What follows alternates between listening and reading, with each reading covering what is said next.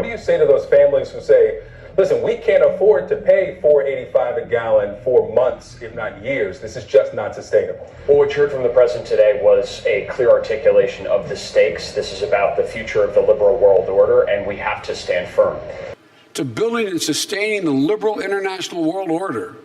This breaking down of the international and national norms is the glue that holds the liberal world order together and holds together our system. That is what is being attacked now, and that's what's most dangerous. The reason why gas prices are up is because of Russia. Russia. Would there be any place for fossil fuels, including coal and fracking, in a Biden administration?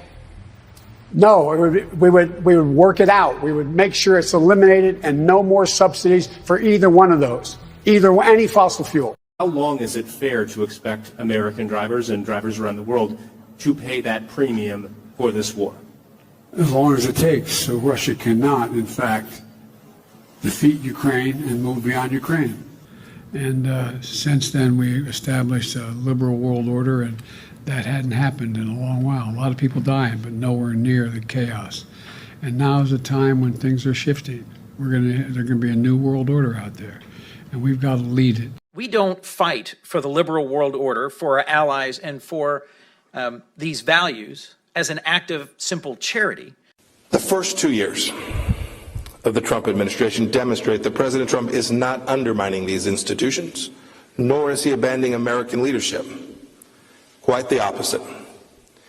In the finest traditions of our great democracy, we are rallying the noble nations of the world to build a new liberal order that prevents war and achieves greater prosperity for all. Liberalism, as we've known it, cannot survive for long, but it can certainly reinvent itself and adapt to new realities.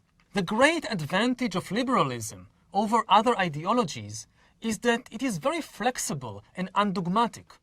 So there is a good chance that liberalism will again make a comeback, if it knows how to reinvent itself. You know President Biden extremely well, and this is a really important moment for his administration, needing to pass comprehensive legislation. And even within the Democratic Party, there seems to be some divide. How do you think he is handling this particular moment? Immigration!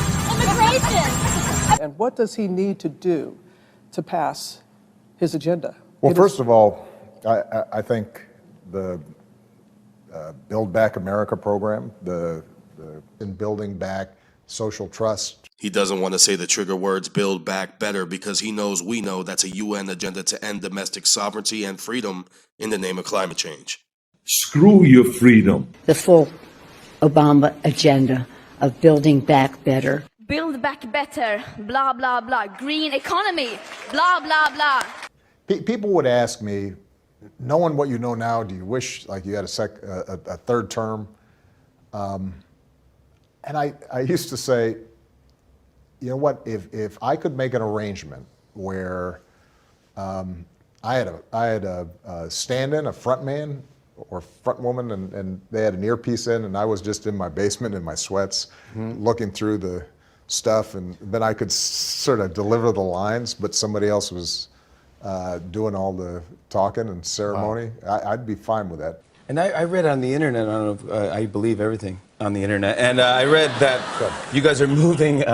You guys are moving like 2 miles away from the White House. We will be staying in D.C. because I am in my second term. I love my work. But under our Constitution, I cannot run again. I can't run again. I actually think I'm a pretty good president. I think if I ran, I could win. But I can't. The striking thing is that that's literally Joe Biden's campaign slogan is Build Back Better. So, but think about this. It looks like the Democrats are also signing on to it as well. It's not just him, it's them. It's all of them. And it's about a global reset.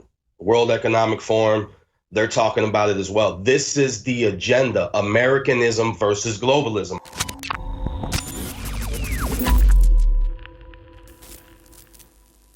America needs a plan to solve all of them. It's the United Nations Agenda 21, Sustainable Development.